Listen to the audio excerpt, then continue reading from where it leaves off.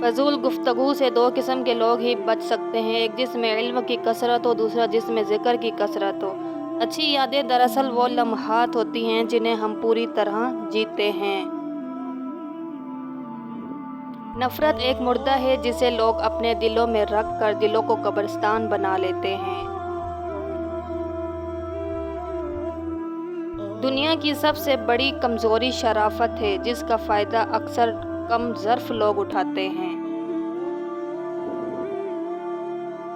پرسکون اور مطمئن زندگی آخرت کی زندگی ہے۔ جہاں تک دنیا کی زندگی کا تعلق ہے، چاہے کتنی ہی اچھی کیوں نہ ہو، اس کا مقدر فنا ہے۔ نعمتوں کے چھن جانے کے دو ہی سبب ہیں: خوف خدا کو چھوڑ دینا، لوگوں سے بدسلوکی کرنا۔ اگر آپ سے کوئی نیکی نہیں ہوتی تو آپ صرف معاف کرنا سیکھ لیں۔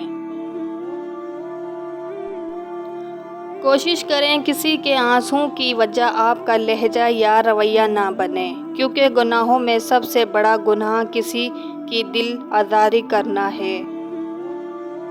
اگر ہم زبان کی پھیلائی ہوئی مصیبتوں کا جائزہ لیں تو معلوم ہوگا کہ خاموشی میں کتنی راحت ہے۔ بدگمانی وہ مرض ہے جو ہر خوبصورت چیز کو قتل کر دیتی ہے۔